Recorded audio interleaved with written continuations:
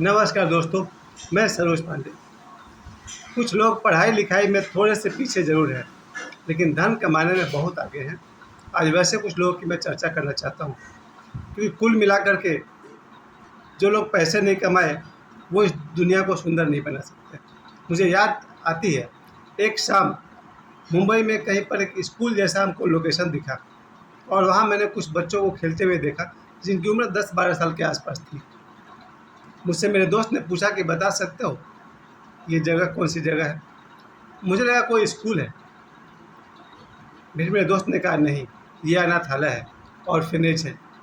और अनाथालय जब मैं सामने से जाकर गेट पर देखा तो वहाँ लिखा हुआ था अनाथालय। यानी ये जो बच्चे थे 25-30 मुझे दिख रहे थे, ज़्यादा ही होंगे, वो सब अनाथ थे। कुछ ही देर बाद वहाँ पर बड़ी बड़ी गाड़ियाँ आने लगी और लोग उसमें से बच्चों के लिए शाम का नाश्ता लेकर के आए थे। कुछ लोग भोजन लेकर के आए थे, यानी कोई वड़ा पाव लाया था, कोई पूरी सब्जी लाया था, कुछ लोग कपड़े लाए थे। यानी अनाथ बच्चों को वो लोग अपनी सहायता दे रहे हैं। कौन कर सकता है इन अनाथ बच्चों का देखभाल? कई बार तो पढ़े लिखे लोग के मन में एक ख्याल भी नहीं आता है। कुछ बच्चे अनाथ भी हैं अपने बदनसीबी से। कुछ लोग हैं जो बहुत पढ़े लिखे तो नहीं है, क्योंकि बहुत पढ़े लिखे लोगों को ये ख्याल आता ही नहीं है। बहुत पढ़े लिखों को तो ये ख्याल आता है कि मेरा बच्चा कैसे आगे बढ़े। लेकिन कभी कभी कुछ ऐसे भी लोग हैं, मेरे अपने साथी हैं। आज मैं उन कुछ साथियों के बारे में अब आपसे बातें करना चाहता हूँ, जो लोग पढ़ाई लिखाई में बिल्कुल पीछे, बैक बेंचर, लेकिन पैसे कमाने में बहुत ही आगे हैं और मुझसे तो कई गुना आगे हैं। उन सब की प्रशंसा में मैं सबसे पहले बात करूँगा, मेरे एक बड़े भाई हैं, चाय वाले। यानी कि हम लोग साथ में पढ़ते थे, मुझसे एक क्लास सीनियर थे। पढ़ाई लिखाई में कुछ खास नहीं, शायद मैट्रिक भी 3rd डिवीज़न से पास किए और मैं मैट्रिक 1 साल बाद 1st डिवीज़न से पास किया। पर उनको शुरू में, आज से 35-40 साल पहले, उन्होंने एक चाय की दुकान खोल दी, जिस दुकान की कुल पूंजी 100 रुपये के आसपास है। और उन्होंने चाय बनाने का बिजनेस शुरू किया और मुझे लगता है, अभी मैं कुछ देर पहले उन्हीं के पास था, और मुझे ऐसा लगता है कि प्रतिदिन मेरे सामने तो उन्होंने 10 कप चाय बनाए। सुबह से शाम तक वो सैकड़ों कप चाय बना डालते हैं। यानी उनके महीने का इनकम सोच सकते हैं कितना हो सकता है, 10,000, 20,000 या उससे भी ज़्यादा होना भी चाहिए। आजकल तो जो भी बड़े बड़े कंपनियों में जो तनख्वाह है वो 50,000 से ऊपर है। ऐसे में ये भाई पढ़ाई लिखाई में तो आगे नहीं बढ़ पाए, लेकिन पैसे कमाने में वो किसी से पीछे भी नहीं है।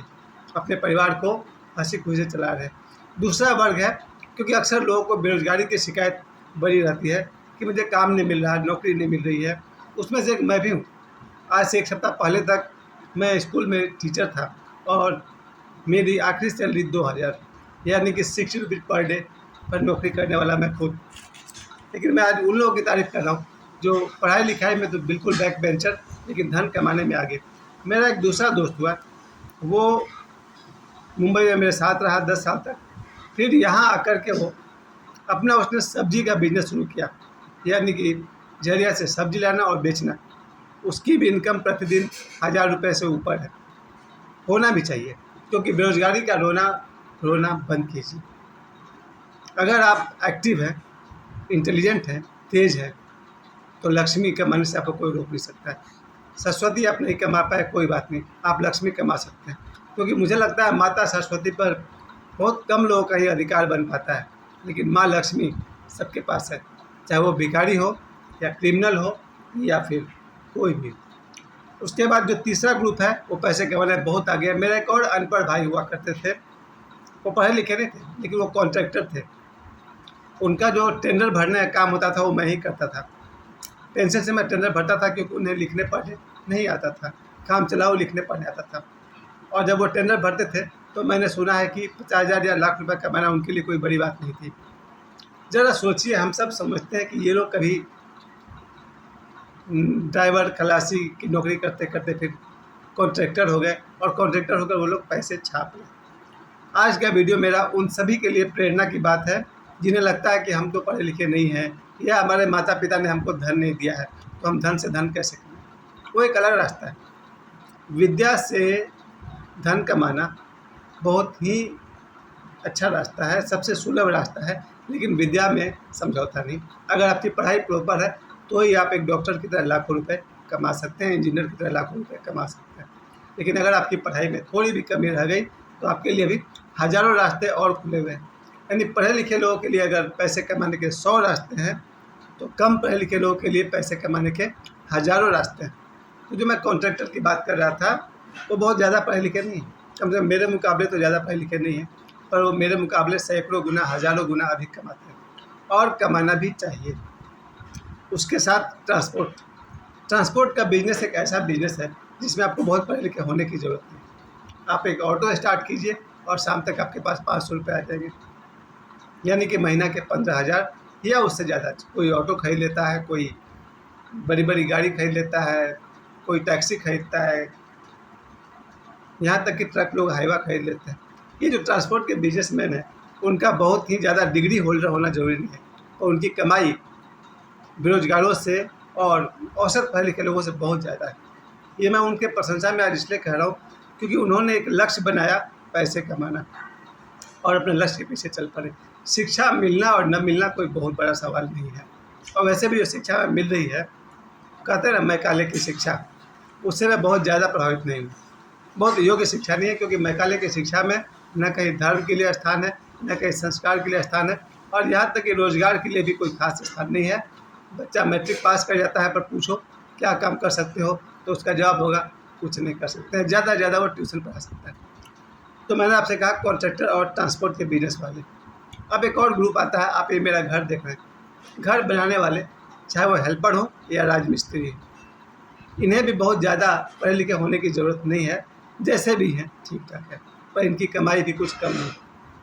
यानी कि बेरोजगारी का रोना रोना सिर्फ इस बात की पहचान है कि आदमी एक नंबर का काहिल है, या आलसी है, या उसकी बुद्धि चौपट है, उसे पैसा कमाना आता नहीं।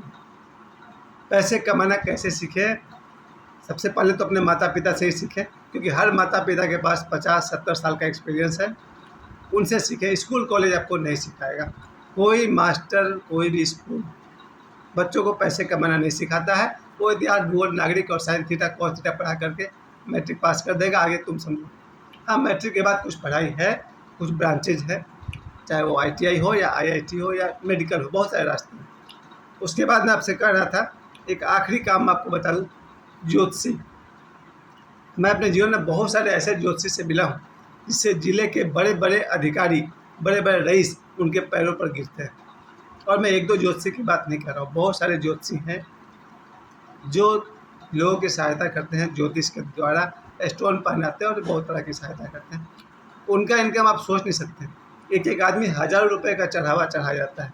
मैं पाथड़ी लोकल ज्योतिषी की बात कर रहा हूँ, मैं लोकल ज्योतिषी की बात कर रहा हूँ। लोकल ज्योतिषी की जो कमाई है वो किसी सर्विस वाले से कम नहीं है, और सर्विस वाले तो उनके चरणों में अपना मत्था टेकते हैं, और होना भी चाहिए। कुल मिलाकर मैंने इन जो 5 ग्रुप वालों की बात की, चाय वाले, सब्जी वाले, कॉन्ट्रैक्टर, ट्रांसपोर्ट, राजमिस्त्री और ज्योतिषी, कुल मिला के मैं कहना आपसे यही चाहता हूँ, पैसा कमाना एक आर्ट है, एक कला है, और न जाने दुनिया में लाखों तरीके हैं। आदमी गिना नहीं सकता है कि किसान से लेकर के सेलिब्रिटी तक। अब कल ही देखिए, भारत की जीत हुई वर्ल्ड कप में, जो क्रिकेटर हैं उनका एजुकेशन से सीधा कोई संबंध नहीं है। वो पढ़े लिखे हैं, वो अलग बात है, पर पढ़ाई वहाँ काम नहीं आती है। मैदान में काम आती है उनकी बल्लेबाजी या बॉलिंग, यानी एक आर्ट काम आती है। कौन सिखाएगा ये पैसे कमाने का आर्ट? आर्ट दुनिया में बहुत तरह के हैं, पेंटिंग हो या कला हो या क्रिकेट हो, दुनिया में लाखों रास्ते के होते हुए कोई आदमी कहे कि देश गरीब है, तो मैं यही कहूँगा देश में प्रतिभा का अभाव है। मैं स्वयं एक ऐसा आदमी हूँ जो अपने आप को अगर मैं प्रतिभाहीन कहूँ, प्रतिभा शून्य कहूँ, तो आश्चर्य नहीं होगा। जबकि मेरा जन्म एक ऐसे परिवार में हुआ जो कि मेरे पिताजी हैं इंजीनियर, वो भी इंजीनियर में बहुत हायर पोस्ट, चीफ इंजीनियर से उन्होंने रिटायरमेंट किया। यानी मैं खुद एक इंजीनियर का बेटा हूँ, एक डॉक्टर का भाई हूँ, और एक वेल एस्टाब्लिश फैमिली से मेरा ताल्लुक़ है। लेकिन पैसे कमाने की कला मुझे बिल्कुल नहीं आती।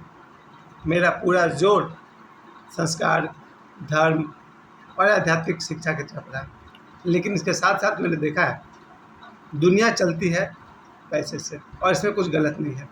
सड़क बनते हैं पैसे से, पुल बनता है पैसे से, बच्चे की पढ़ाई लिखाई करानी हो तो पैसे चाहिए, बेटे और बेटी की शादी करानी हो तो पैसे चाहिए, मकान बनाना हो तो पैसे चाहिए। पैसे को हम सब इग्नोर नहीं कर सकते, पैसे की महत्ता से हम इनकार नहीं कर सकते। अगर कोई व्यक्ति लोभी है यानी धन के पीछे भागता है तो बहुत गलत नहीं है। मैं फिर से कह दूं, जनरली हम लोग कहते हैं कि लोभ पाप है और लोभी आदमी गलत है। लोभी को क्या प्रिय होता है? पैसा। जिन लोगों को भी पैसा प्रिय है वो गलत नहीं है। बस होना ये चाहिए कि हमारे देश से बेरोजगारी मिटे, और ये जिम्मेवारी सरकार का नहीं है, हमारा अपना है। आज के वीडियो का मेरा मकसद ये है, आप पढ़े लिखे हैं या अनपढ़ हैं कोई फ़र्क नहीं पड़ता है। पैसे कमाना एक आर्ट है। आप अगर चाह लें तो लक्ष्मी पर किसी की बकौती नहीं है। पैसे कमाना आप सबका अधिकार है और जन्मसिद्ध अधिकार है। मुझे समय देने के लिए आप सभी को बहुत बहुत धन्यवाद।